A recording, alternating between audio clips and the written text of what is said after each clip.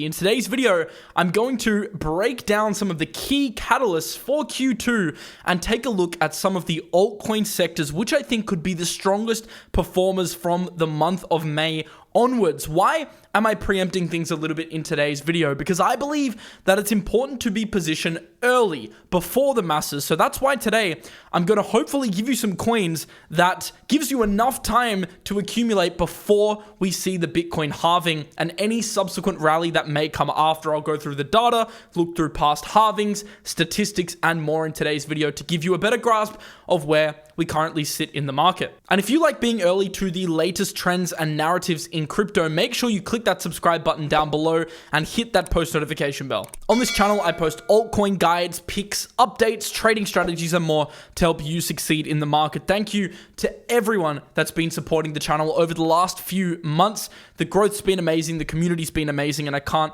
wait to see what we continue to build here over the coming months in what could be an explosive period for cryptocurrency. Now, before we get into Q2 and all the altcoin picks and all that fun stuff, let's talk about something equally as fun, but on the more retroactive side, which is what happened in Q1. Let's recap. So Q1 was a very crazy quarter for crypto, one of the most monumental quarters we've had in a couple of years. We had 9 Bitcoin ETFs being approved. We had BlackRock venturing into asset tokenization and RWA on Ethereum. We had a lot of traction across a variety of altcoin narratives. We had a meme coin season and a lot more. But clearly, the dominant trend of Q1 and pretty much what's been the number one price driver of the market has been the Bitcoin spot ETF. The flows from the spot ETF, I think, took a lot of people by surprise and have been extremely positive. We have had some weeks where it's slightly downturned and Bitcoin has pulled back, but overall, it's been a really positive launch of the fund, and there seems to be a lot of demand from institutions, pension funds, and pent-up demand from retail investors to actually invest in crypto via the stock market. So that's obviously been amazing, and it's underpinned the sector's growth, and the altcoins and the sentiment in general have all benefited off the back of that. But we don't need to talk about that for too long because you're probably well aware of what's happening in the Bitcoin ETF space by now. One very interesting thing is that cumulative flows on Bitcoin have started to exceed gold ETFs, so investors clearly favoring Bitcoin over gold, which is quite interesting because it's been one of my long-term theses that investors would start to gravitate towards Bitcoin as a new digital gold type standard, as an inflation hedge against the debasement of modern currency. And look, it's early days, but based on interest and the flows that we're currently seeing in the stock market, this does seem to be the case. I'm still bullish on gold. I actually hold some gold. I hold some silver. I'm trying to diversify out of crypto as well. But, if you ask me, Miles, what asset class do you think, will hold up better and perform better versus fiat currency over the next 1, 2, 3 decades? I'm going to side with Bitcoin, and that's why Bitcoin also makes up a sizable chunk of my long-term portfolio. Now, moving on from Bitcoin, let's quickly recap what happened in the altcoin market. Total 3 made a very nice pivot off this almost 2-year-long accumulation range, broke out very nicely, broke past the major resistance at 450 billion, and has since pumped 68% to take us up to 757 billion. But I think the exciting thing about Total 3 is that although Bitcoin is sitting up here, breaking past its all-time highs, Total 3 is still lagging its all-time high by another 40 to 50%. So look, with the positive ETF flows, it's clearly been Bitcoin's time to shine, but the alts, I don't think they're that far behind. And at some point this year, and I believe Q2 is a good candidate for that, we could see this altcoin catch up. Although, if you've been in the right sectors, you'd be doing pretty well. Like, in meme coins, AI, etc. And look, memes have clearly been another dominant trend of Q1. They've been some of the strongest performers. We've seen WIF, we've seen these new launches, Slurf, Bohm, perform super strongly. Recently, we've seen a base meme coin season, and alongside AI, alongside, layer ones, DePIN, etc. These have been some of the strongest narratives thus far this year. So that is a recap of Q1 so far. Now, if you ask me, Mars, what's the impact of the halving going to be? Clearly long-term, if you cut the issuance of an asset in half, it's going to be positive for price momentum. But it's funny, the halving seems like a forgotten narrative in crypto. It seems like the attention flow has really been directed towards the Bitcoin spot ETF. And although the halving in previous cycles has been the major talking point heading into April, May, it hasn't really been a major talking point so far this cycle, which I guess is exciting, right? Because it opens up this new catalyst and this new narrative, which I don't think there's as much buzz, at least relative to, some of the other sectors like meme coins and, the ETF catalyst as well. So we've got the halving to look forward to, and this will signal the post-halving era for Bitcoin. As you can see in front of you, last time there was the Bitcoin halving, Bitcoin chopped sideways for a few months and then went on a massive rally. And this is something you'll actually see in both prior halvings. You will see this sideways chop for a little bit post-halving until like the bigger rally commences. I don't know if it's going to look exactly the same this cycle, but typically that July, August period is a bit of a lower volume period for the market. So I wouldn't be surprised if that happens again. At some point this year, we will see a bit of a sideways chop, and that's essentially reaccumulation before what I hope is another leg to the upside. Who knows exactly when it's going to happen, but it's just interesting to observe. That's what happened in previous cycles. Let's have a look at Bitcoin monthly returns. In April, they've typically been very strong. 2016, 17, 18, 19, all super strong. 2020, which was the halving year like we're in this year, also quite strong. This is a positive sign. And then if you want to go back 4 years, it was also strong in the prior halving.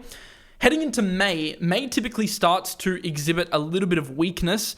In 2020, the pre-halving year, it was slightly up but down versus April. So that's also something to take note of. Equities have this whole sell in May, go away trope, which is referred to the weaker performance of stocks on average from the May period, May to October, this summer period compared with the other half of the year. It has typically resulted in lesser price performance, 2% versus 7% for the other 6 months of the year. The only thing is I'm very wary of using historical macro data points to, assert a singular data point, which is 2024.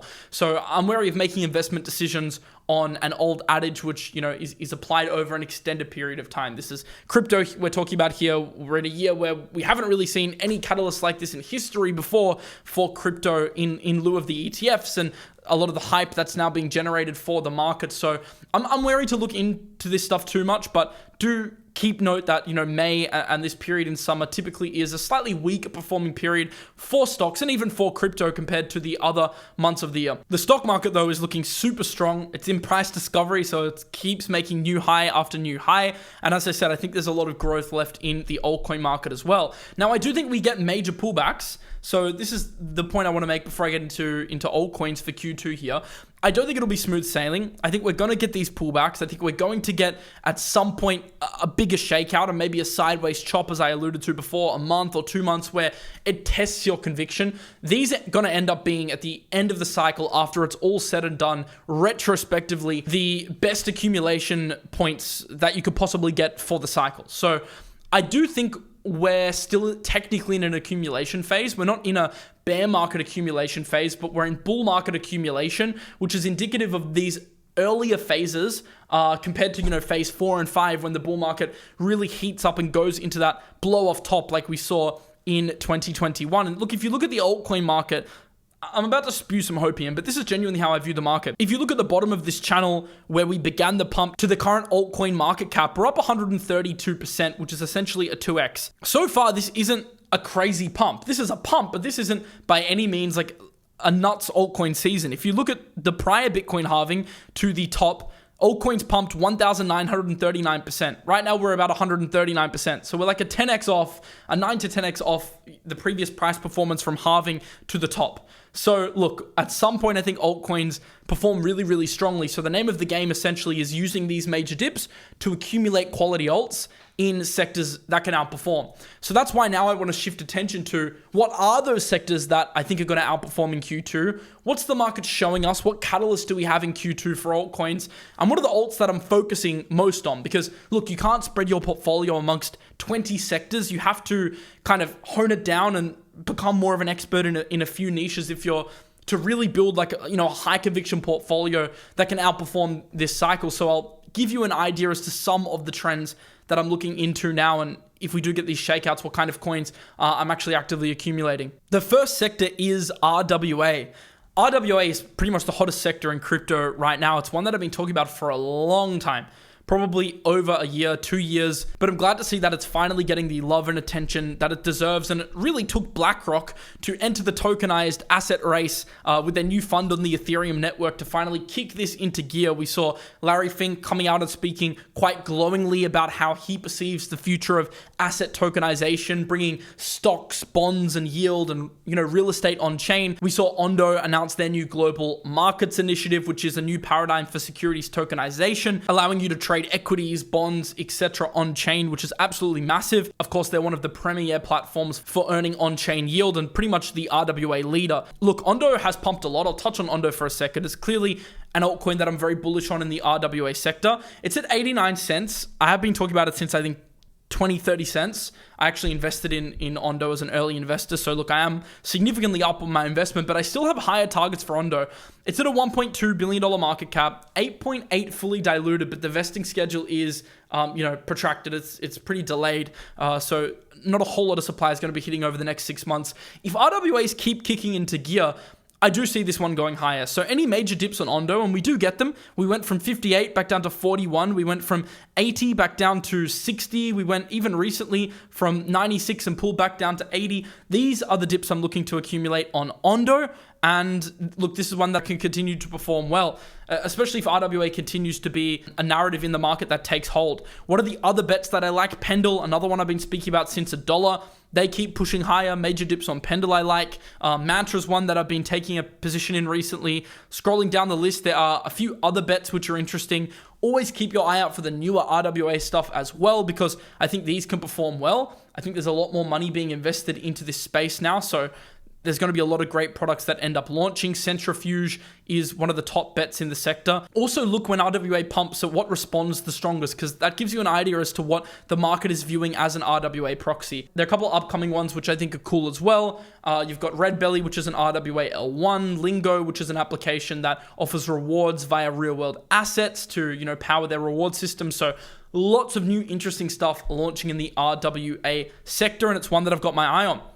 Moving on to sector number 2 for Q2 2024, and that is artificial intelligence. I speak about it a lot on the channel, so I won't go too deep into it, but artificial intelligence is one that continues to get these waves of hype, and it's kind of one of these narratives where it's great for news trading because it's very responsive to real-world news flow, but it's also great as one to just accumulate if you've got a longer term thesis that AI is going to be a higher capitalized sector than it is now. It's really that simple. It's a $29 billion sector. It's ranked number 20 in crypto. I view it as a top 10 sector. I honestly do. And if it does become a top 10 sector, well, you're going to see pretty heavy gains across a lot of the AI alts. So it's no secret that AI is probably going to perform really strongly. And if it does, then a lot of the AI alts are going to fly. And look, I'm trying to accumulate in the strongest ones.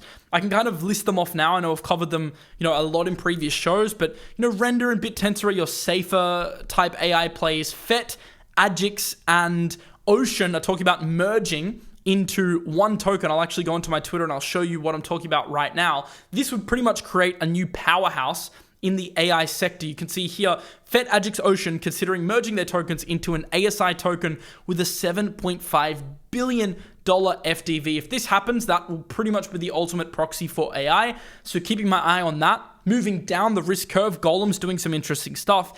RSS3 I like. I'm currently staking some tokens there. PAL AI I'm not in, but I do respect how responsive it has been to the AI narrative alongside 0x0, which I also don't own, but I respect. And there's a lot of really cool AI stuff coming. I think that's actually the most exciting thing about AI. Like right now it's nascent, and right now a lot of the protocols aren't even really AI. They're just kind of like proxies for AI trading. But because we know in real life the narrative is going to be around, and that should get sustained attention flow in crypto over time, a lot of the new launches can be really strong performers. I'm looking at things like Allura, which is yet to launch, Spectral, which is yet to launch. I'm looking at Rivals, which is yet to launch. Like there are a few ones that are yet to launch, but are super exciting and could genuinely challenge your big machine learning networks like Tau, which really don't have that many competitors right now. So this is a vertical to pay attention to. I'm sure there'll be lots of airdrop opportunities, early investment opportunities, and more if you have your finger on the pulse there. And of course, on the channel, I'll keep you updated with the latest developments in AI. The next narrative I want to discuss pretty much goes hand in hand with AI, and that's DePIN. You'll notice there's a crossover of a lot of the tokens that are listed on CoinGecko. Why are they doing this? Well, DePIN is essentially decentralized private infrastructure networks. What this means is compute power to facilitate AI applications. So AI is very compute intensive. If you want to run AI networks, you need computing power. And computing power is a scarce resource in this day and age when, NVIDIA can barely keep up with demand for chips. So any type of network that can democratize access to GPUs and make it cheaper has a huge advantage. And that's essentially what these decentralized networks like Render, Akash, the upcoming Aethea are aiming to do. And that's why I'm so bullish on DePIN as a sector. So if you want more of a pick and shovel way to get exposure to AI, DePIN's pretty much the best bet in my opinion. And this is actually where most of my portfolio weighting towards AI is concentrated right now. So I listed some of them before, but to add on to that, Aethea's upcoming, which I'm really excited for. AOS Network, I've got a position in and I really like. There are some more as well that we can go through at a later date. I'll probably do a full DePIN video. Arweave, I want to point out as a top bet in this sector as well. They've recently announced their network, which I think their supercomputer, which I think is a massive catalyst. They also rebounded really strongly from their dip. That's a good sign when you get a nice bounce off a major dip that, a token has relative strength. So that's a great sign. And they're also fully diluted. So no more dilution to come, which means price can be more responsive to demand side pressure when pressure comes into the market. And we do have a new entrant into the top tier sector of DePIN, in my opinion, and this is Ator, a protocol which was silently building for a long time, but has recently been exploding off the back of some major developments and partnerships. This is one that I've recently been taking a position in, and I think this one still has a lot of upside considering what they've got coming. One of the things that they're launching is their brand new Ator relays. These are essentially hardware devices that enable you to make your entire network at home, so all your smart devices, etc., privatized and anonymous via tapping into their network. And at the same time, you're going to be able to earn Ator rewards for keeping your internet network safe. So that's really cool. And I think when you have products that combine hardware with software, it adds that additional use case. And that's kind of what we've seen like Helium do quite successfully. I just think it adds another element to the project, which is quite strong. So Ator's one that I've been accumulating. They also, as I said, have multiple major new partnerships with networks like IONET, other AI networks, DePIN networks. And because they provide infrastructure for anonymity, they can pretty much partner with any major DePIN infrastructure project and have this endless source of partnership flow, which is obviously really positive for price momentum, hype, and also adoption of their network. So that's one that's definitely at the top of my DePIN accumulation list as well, alongside the other projects that I discussed. Now, I've got two more narratives to talk to you about today that I think are going to perform well in Q2. The first one are layer ones. I just think there are so many layer ones with individual catalysts at the moment. After the Solana rally, I think a lot of these are playing a bit of catch up. And although Solana's kind of in a league of its own right now, there is a lot of cool stuff being built on some of the other layer ones. Every cycle tends to gravitate towards these layer one tokens. It loves infrastructure. The market can't get enough of infrastructure. And for that reason, layer ones do constitute a decent chunk of my portfolio. I did a dedicated deep dive on Toncoin a couple of weeks ago. Since then, it's gone from $3 to $5, performing really strongly. Why? Because they have access to 900 million users through the Telegram app, and they now are requiring you to use the Ton blockchain to withdraw your earnings as a creator if you have a group on the platform. So lots of advertising money flowing on chain, and it's an ecosystem which they've barely really tapped into their user base. So it's a good one. It's obviously super high capitalized, but I'm bullish on Ton, and that's why I did the deep dive video a couple months ago. Phantom, it's one that's now starting to slow down a bit, which is great because it means we could potentially look at some additional entries. They've built some really impressive tech. I've been deep diving on Sonic for the last month, and that's why I recently took quite a large position in Phantom at around the 30 to 40 cent mark, because they're basically creating a new best-in-class decentralized sequencer for layer ones and layer two chains, which is capable of 180 million daily transactions at sub-second finality. So Andre Cronje is back building amazing technology. Some of the numbers that I've seen are absolutely incredible. Whether they can process this in real time is going to be the question. But they say that Sonic has the ability to process 2000 TPS at sub-second finality. So Phantom on steroids. I'm interested to see whether this leads to a major TVL spike on chain. Obviously, the multi-chain exploit was a real negative for Phantom, and I think it put a lot of people off the ecosystem. Once they implement some new secure bridges, which Andre has been talking about implementing, then people are going to feel more comfortable, and I think TVL should also spike. So clearly the market is front-running this narrative a little bit with the recent pump, but I still don't think it's done, especially in a raging bull. These layer ones, especially the ones that, retail synergizes with as being strong performers from last cycle, I think are going to perform super strongly. On that same token, Avalanche is one that I'm also considering in this basket. Has a lot of partnerships with gaming studios, has a lot of ecosystem grants, etc. And I really like what the team's been building. So AVAX, for me, still top tier layer one tech, and has recently entered my portfolio. I had quite a nice trade on Joe recently as an AVAX proxy. And then the other two layer ones I want to mention before I get into the final sector of today's video are the Move-based layer ones. So the ones that are operating on the Move programming language. I've heard amazing things about it. Obviously, Aptos, Sui, both built upon Move. If I had to pick one of them, I think Sui is maybe a little bit more interesting from a Pumpamentals perspective, only having the $2.4 billion worth of tokens circulating, although Aptos has that really strong Korean bid and meme going for it, which is one Aptos equals one apartment. So I think both are good. Aptos showing the more relative strength, Sui having some interesting partnerships that are going to start to be announced.